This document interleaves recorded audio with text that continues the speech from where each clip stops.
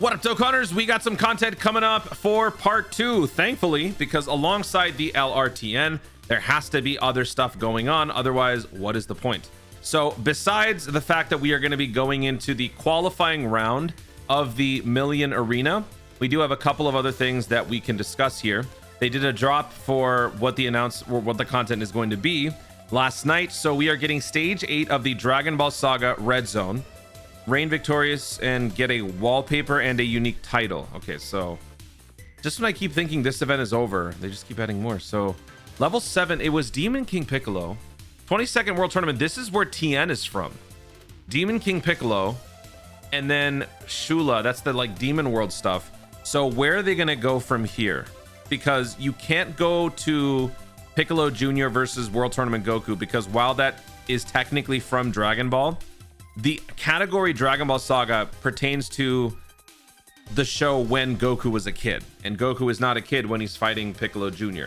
So I'm wondering what they're going to do for that. It's definitely not going to be Tien, but in terms of how many stones we're going to get from that, I would expect probably 16, 1 from clearing the event, and then 5 from each of the 3 missions. Like 7 got clear it once, clear it with a certain category, 6 characters, clear another one with 6 of the certain category. So if I were to bet, clear it once, clear it with 6 Earthlings, clear it with 6 final trump cards. So that's what I'm guessing. 16 Dragon Stones. Then we've also got Burst Mode. Burst Mode is going to be coming up for a specific Dokkan event that you might find interesting. Focused key manipulating technique. Just so happens to be the Yamcha Dokkan event. So this is interesting, especially because a lot of us have been wanting for a Yamcha EZA, and this could potentially mean that we are getting a Yamcha EZA at some point. It might not necessarily drop at the start of the Tien Part 2 celebration. As we have seen recently, they have had a very bad habit of, first of all, adding things last minute, but also stretching the content incredibly thin across a very long amount of time. So let's just say, for example, Yamcha is coming up. I could very well see them making this guy a second half of the Part 2 sort of deal, where the first half is kind of the fanfare of the new unit releasing, along with a couple of events, and then the second half is focused more on like the Saiyan Saga side.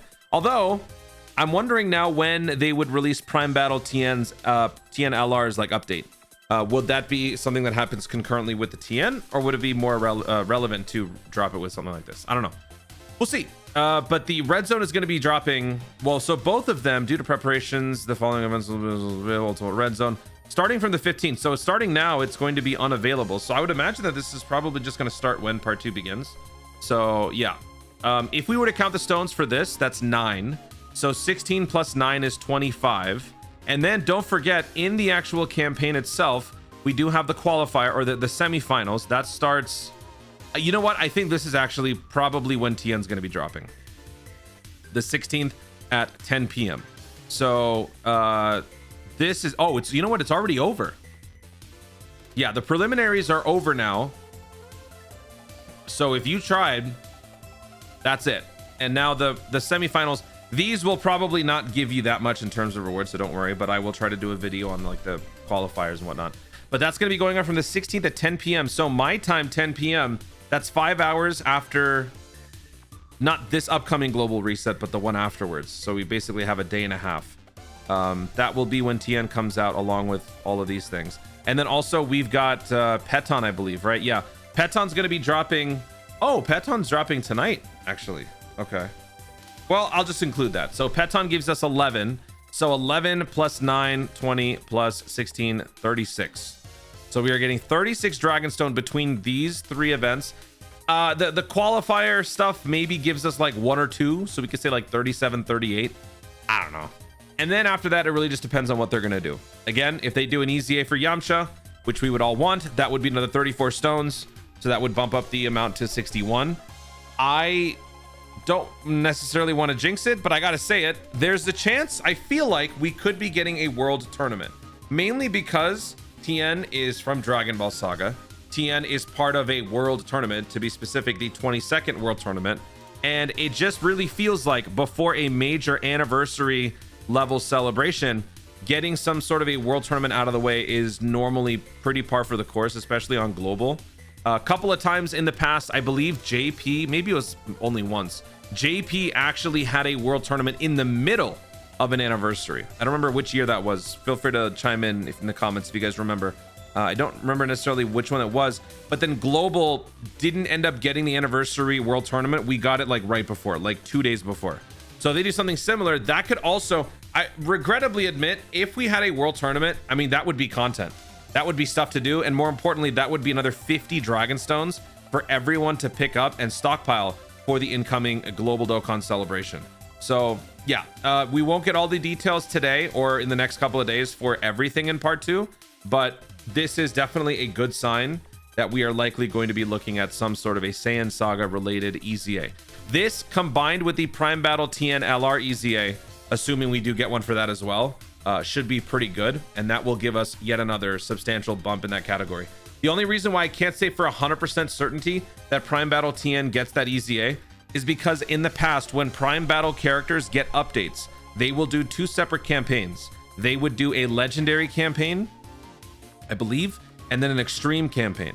The legendary campaign happens first, and then sometime later the extreme campaign happens where you take that next step and they get the ECAs. I don't know now with how free-to-play characters are and just where we are in the meta, if that's just been expedited to release both at the same time, because it's been a long time. But I just want to throw that out there. It might not necessarily guarantee that the TN is getting an EZA, but I feel like it's pretty likely. So that's about it. I got nothing else that I could possibly yap about because that's all that we got. In the meantime, I am going to play more Gekishin Squadra. I'm going to have some fun with that. There's a couple new game modes I want to try out, and I'm going to be dropping some more videos for that game. If you don't like the game, that's completely fine. You do not have to watch those videos. I honestly enjoy it. I think some people have been alluding to this in my live streams.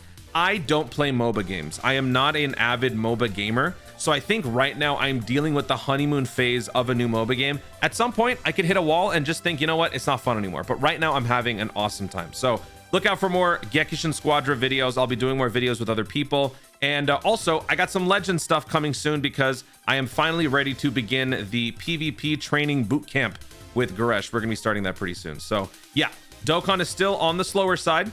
Don't worry, I will forever main Dokkan, but until we get to the Global Dokkan celebration, we need some entertainment. We need other things to do, because I can't keep yapping about the same stuff every time. It's driving me crazy. I'm getting annoyed talking about the same stuff. Give me some content, Dokkan, please.